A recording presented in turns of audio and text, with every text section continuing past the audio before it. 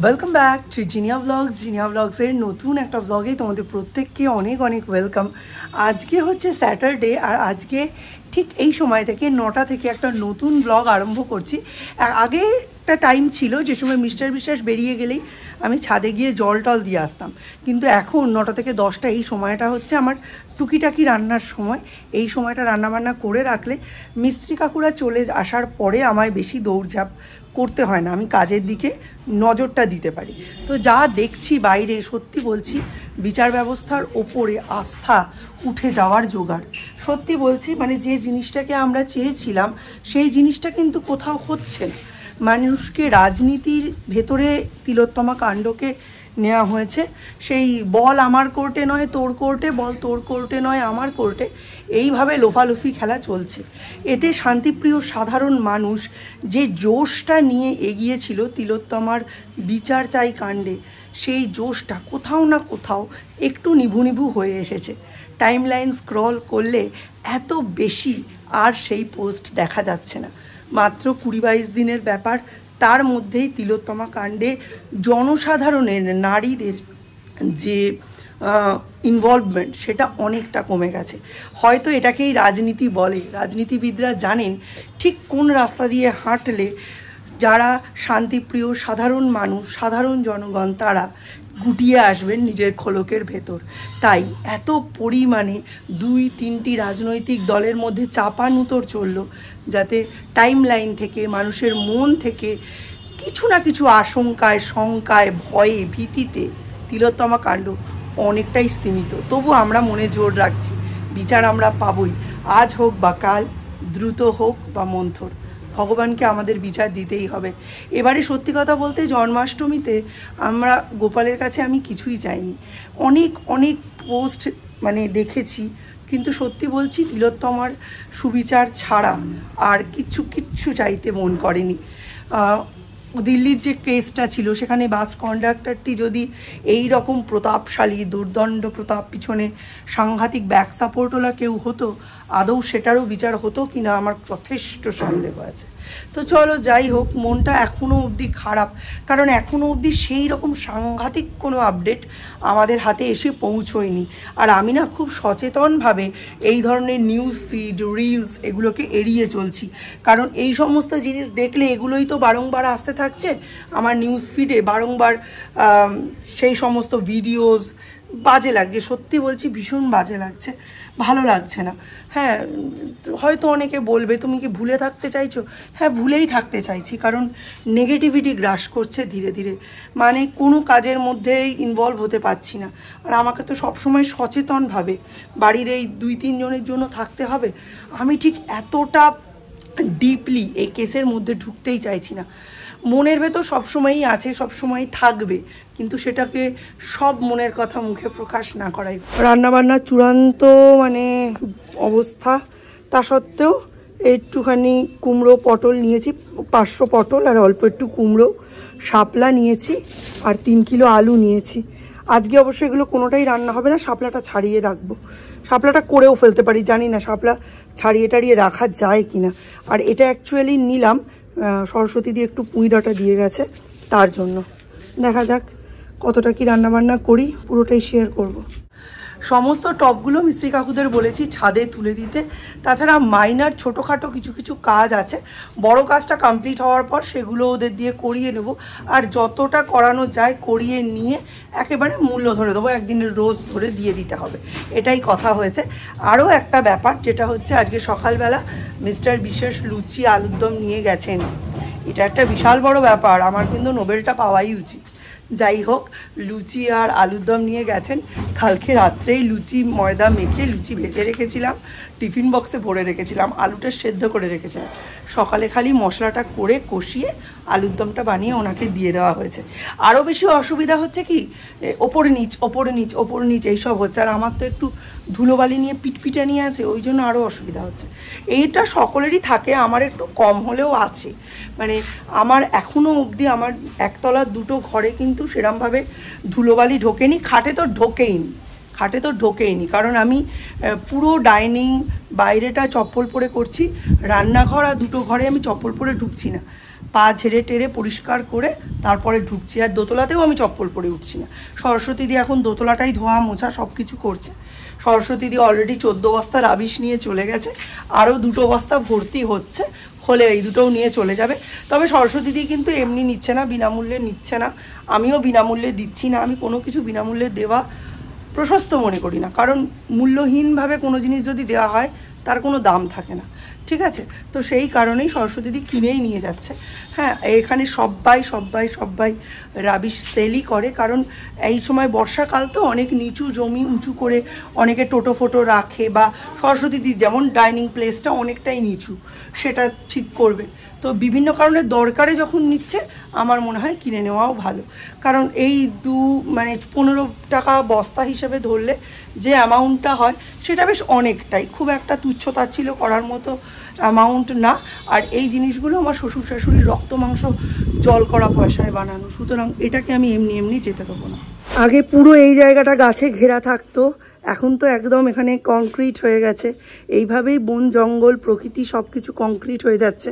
আর এই জায়গাটায় রোজ একটা টুনটুনি পাখি, 3-4টে ফড়িং আর প্রজাপতি এসে ঘুরে ঘুরে চলে যাচ্ছে, কিচ্ছু খুঁজে পাচ্ছে না।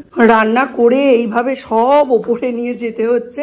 এটা হচ্ছে সৌম্য যে আলুর দম আর লুচিটা আকাশে নিয়ে যাবে, এটা সেটাই। সৌম্য আসলে অন্য কিছু করে দেবো, আগে চা দেবো, তারপর পাস্তা করে দেবো 2 ভাইয়ের মতো, আর এইটা সৌম্য নিয়ে যাবে। বাবারে দম বেরিয়ে গেল।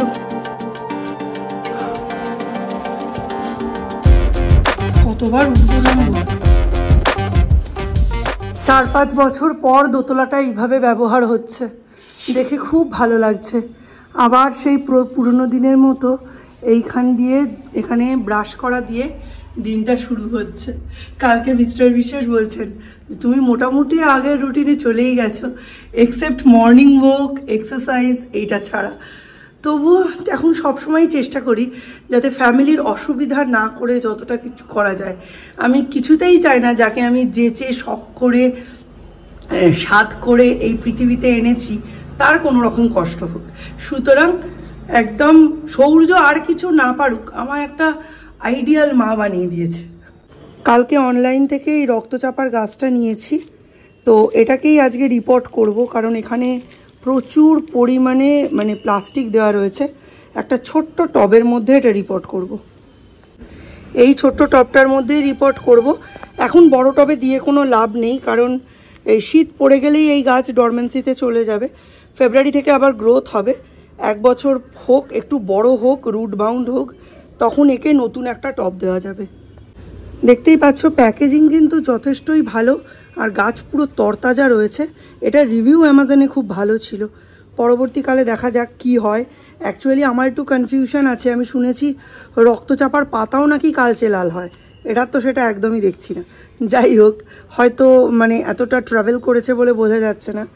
আর এটা কিন্তু সিল নেই, হ্যাঁ, এই যে বুঝতে পেরেছো, রুট বলটাকে একেবারে এঁটেল মাটি দিয়ে মাটিটা একটু হালকা করে পুঁতে দেবো, এই প্লাস্টিক কন্টেনারটার মধ্যে দিয়ে দিয়েছে। গাছটা উপর থেকে তরতাজা, কিন্তু নিচে এই হচ্ছে রুটের অবস্থা। এখন মনসুন সিজন ভরসা, এই যদি রুটের অবস্থা থাকে বাঁচানো খুব মুশকিল। এই যে চাপাটা প্রতিস্থাপন করে দিয়েছি, এবার এটাকে একটা শেডযুক্ত জায়গায় 15 থেকে 20 দিন আমায় রাখতে হবে। এইটা হচ্ছে আমার বাড়ির সব থেকে শেডযুক্ত জায়গা, যেখানে কোনো রকমেই কোনো রোদ টোদ আসে না। এবার জল দিয়ে দেবো।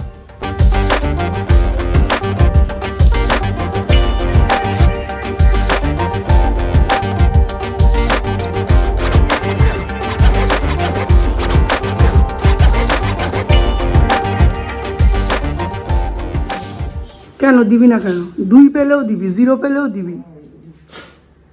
ধর, সাবধানে, গরম। আমাদের মিস্ত্রি কাকুরা কিন্তু এই সিকা ল্যাটেক্স পাউডারটা ইউজ করছেন এই বাড়িতে জল প্রতিরোধ করার জন্য। এই জিনিসটা কিন্তু ভীষণ ভালো। এটা আগে কতটা ছিল আমি জানি না, বাট এটা ভীষণ ভালো ইউজ করা। এটার রেশিওটা হচ্ছে 1 কাপ হচ্ছে পাউডার, তার সাথে হচ্ছে 4 কাপ জল আর 6 কাপ সিমেন্ট। এই দিয়ে একটা ঘোল বানিয়ে পাতলা করে দিলে ব্যাস, জল আর কোনোদিন ইয়ে হবে না, সোক করবে না।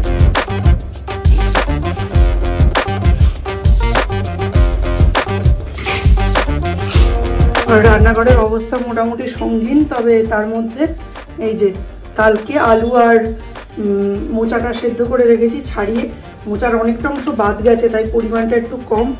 আজকে মোচাটাকে ভালো করে চটকে মোচার ঘন্ট করব, তার সাথে শাপলাও করব, সময় লাগবে একটু।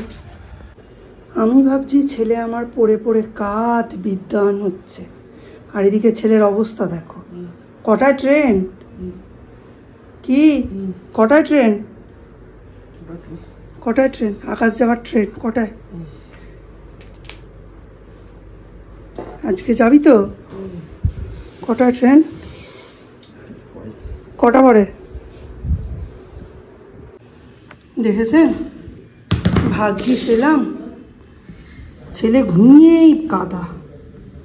সকাল সকাল ওঠে তো, উঠে একবার পড়তে যায়, সেটা তো আপনাদের দেখানো হয় না, আর একদম ঘুমিয়ে পড়েছে।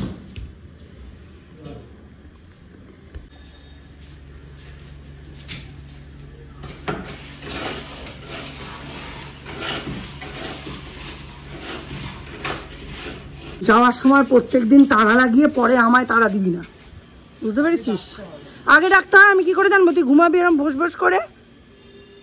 সূর্যের স্যারকে ফোন করলাম, সূর্যের হয়ে গেছে আঁকা, আনতে যাচ্ছি। এই কদিন রান্না ছিল না, আজকে একদম ভর্তি রান্না। আজকে শাপলা হবে, মোচা হবে, ওদিকে ইয়ে হবে, বাঁধাকপি আলু ভাজা হচ্ছে, আর হচ্ছে আরেকটা কী যেন কাটলাম, ও হ্যাঁ, পুঁই ডাঁটার চচ্চড়ি।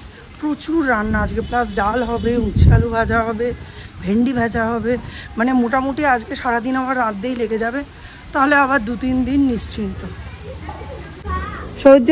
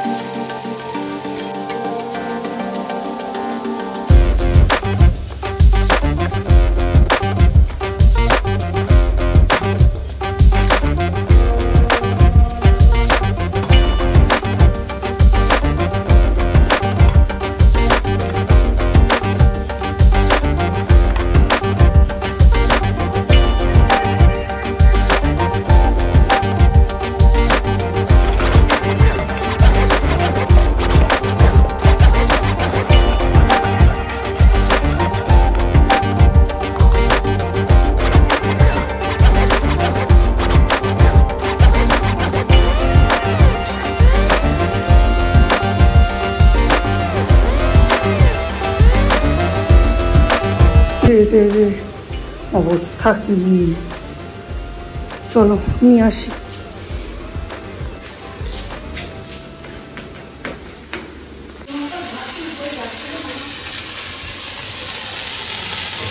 এইদিকে হচ্ছে আলু, ভেন্ডি, বেগুন, পেঁয়াজ এসব মিশিয়ে একটা ভাজা, আর এইদিকে হবে আলু দিয়ে পেঁয়াজ দিয়ে বাঁধাকপি দিয়ে ভাজা।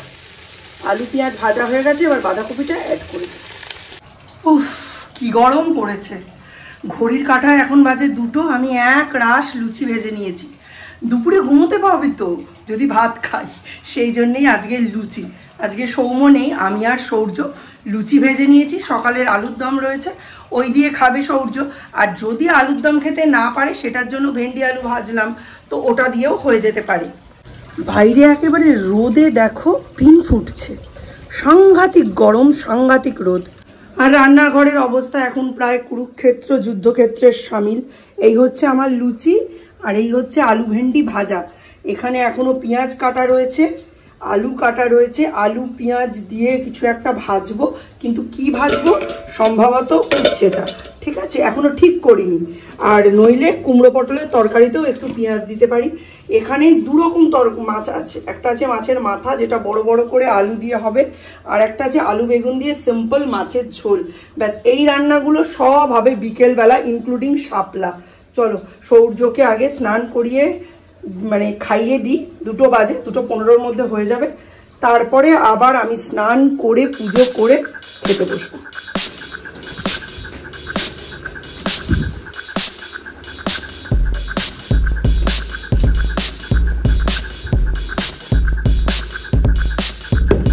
Lunch time.